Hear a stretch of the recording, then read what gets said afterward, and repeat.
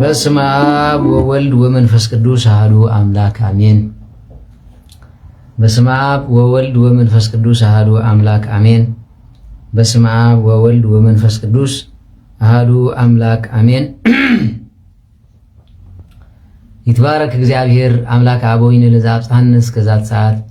ቅዱስ እግዚአብሔር አምላኽና ነሰዓት ዘብጽሕና ክብርን ምስጋናን አምልኾ ውዳሴን ንዘለዓለም ንዑ ይኹኖም እመቤታችን ቅድስት ድንግል ማርያም በአማላጅነት አቂባ በቃል ኪዳና ሐቂባ ነሰዓት ዘቆመትና ንዓውን ክብርን ምስጋናን ይጽሐያ ሕርያን ቅዱሳን መላእክት ነቢያት ሐዋርያት ጻድቃን ሰማዕት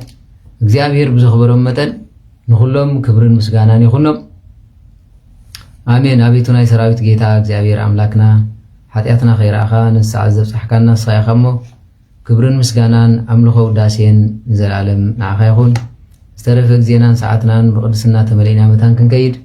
ንሐዋርያት ጸጋ መንፈስ ቅዱስካ ከም ዘውረድካ ንዓና ድማ ጸጋ መንፈስ ቅዱስካ ስለደልና ርህረተ ህልና ቁራሪተ መዓት ሰአሊተ ምሕረት ቅድስት ድንግል ማርያም አዴና ናይ ወትሩ ጸሎትክን በረኸትክን አይፍለየና ንእግዚአብሔር ክሳብ ነስምሮ ክዕገሰና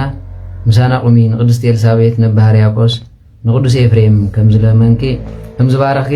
ንዓናውን በረኸትክን ረድኤትክን ኣሕድርልና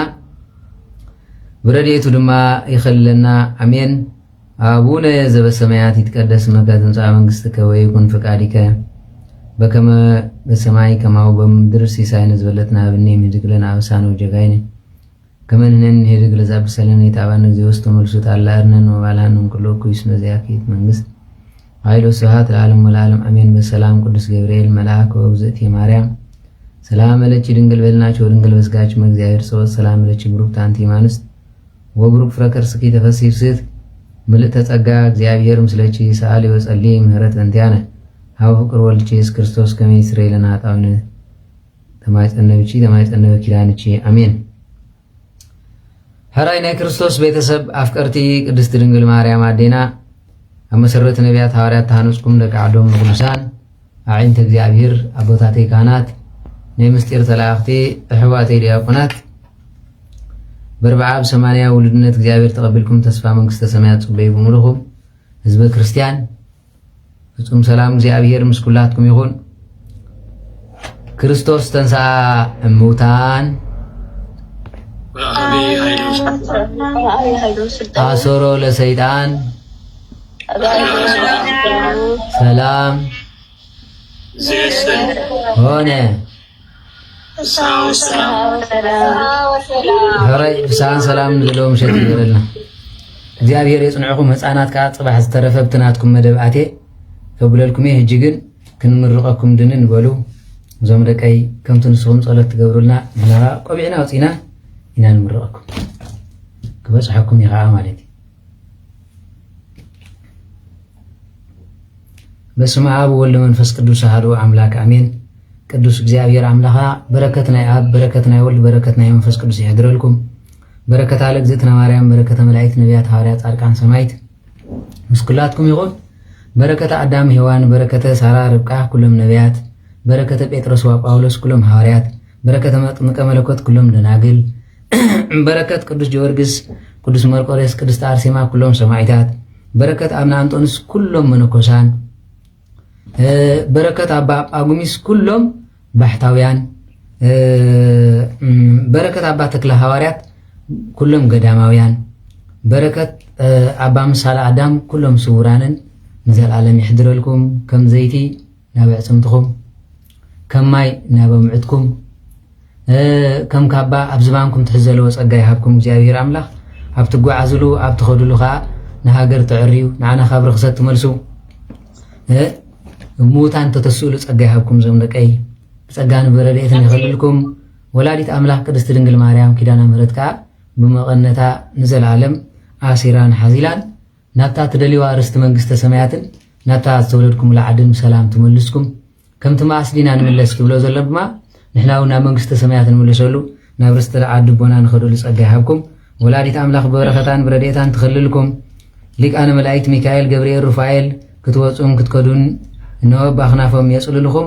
እግዚአብሔር በረከተ ሰማይን ምድርን በረከተ ቀላይን ባሕርን በረከተ ሰብን እንስሳን በረከተ ኩሉ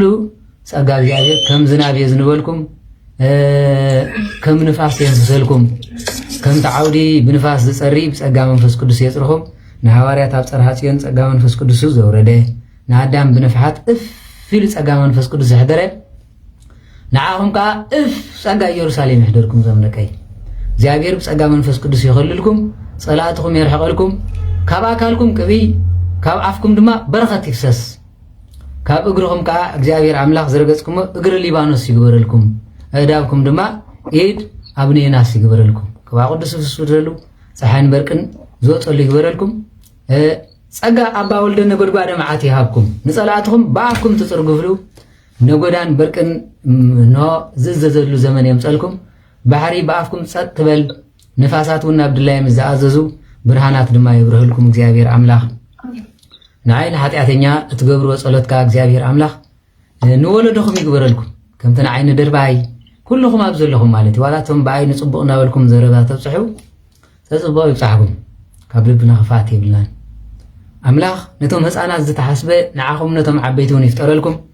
እቶም መንእሰያት ዓደይ ትብሉ ዘለኹም ንዓድኹም ዘይኮነስ ንኣፍሪካን ንዓለምን እተጽሪሉ ጉልበትን ልቦናን ይሃብኩም እቶም ትመሃሩ ዘለኹም ከዓ ተማሂርኩም ንእግዚአብሔር ዘኽብር ጸጋ ይሃብኩም እቶም ደጓትር ድማ ብኢልኩም ገብረ ስጋ ብሓቃቂር ትፍውስሉ በኣፍኩም ድማ እነሆ ኣጋንንት ትክስሉ ጸጋ ይሃብኩም ንኻህናት ድማ እግዚአብሔር ኣምላኽ ጸጋ ኣብ ልዕሊ ጸጋ ይሃብኩም ዕንት ናይ እግዚአብሔር ካ ይግበርኩም ንዲያቆናትና ከዓ ከም እስጢፋኖስ ከም መላእክቲ እትላኸሉ ዘመን የምጸልኩም ወለድና ያዕቀበልና ንሃገርና ጠል በረከታ ቃል ኪዳናን ጸጋን ይምለሰላ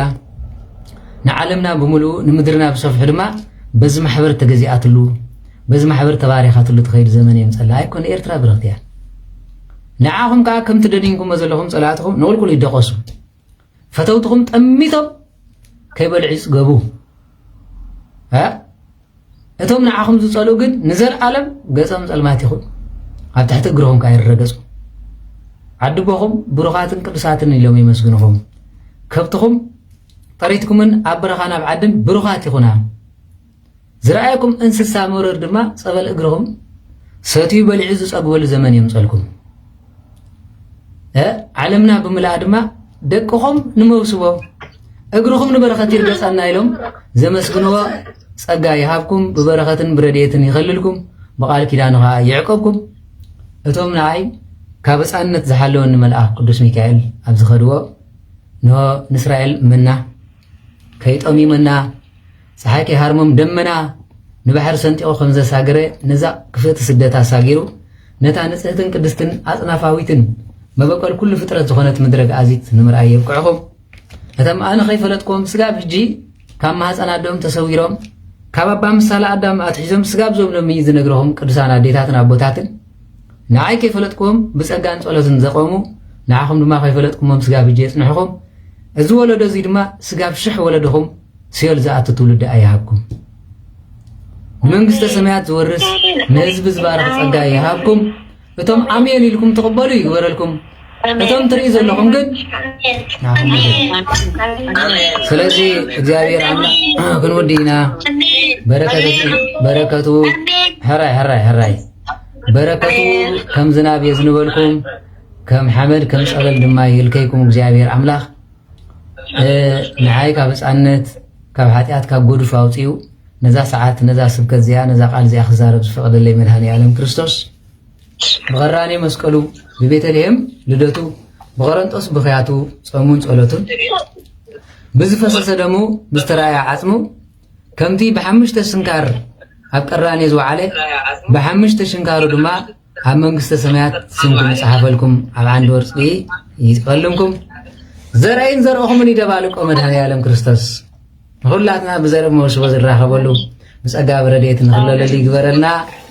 አሜን አሜን ለይኩን ለይኩን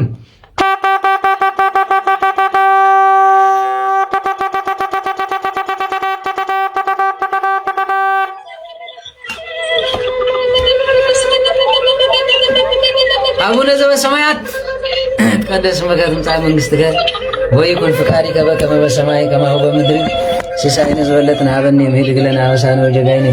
ከመ ንሕነኒ ኅድግ ለዘአበሰ ለነ ኢታብአነ እግዚኦ ውስተ መንሱት አላ አድኅነነ ወባልሐነ እምኩሉ እኩይ እስመ ዘያኪት መንግሥት ኃይሎ ስብሐት ለዓለሙ ወለዓለም አሜን። በሰላም ቅዱስ ገብርኤል መልአክ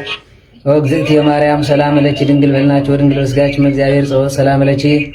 ብሩክት አንቲ እማንስት ወብሩክ ፍሬ ከርሥኪ ተፈሥሒ ፍስሕት ማርያም ምልዕተ ጸጋ እግዚአብሔር ምስለኪ ሰአሊ ወጸልይ ምህረት በእንቲአነ ሀበ ፍቁር ወልድኪ ኢየሱስ ክርስቶስ ከመ ይስረይ ለነ ኃጣውኢነ ተማይት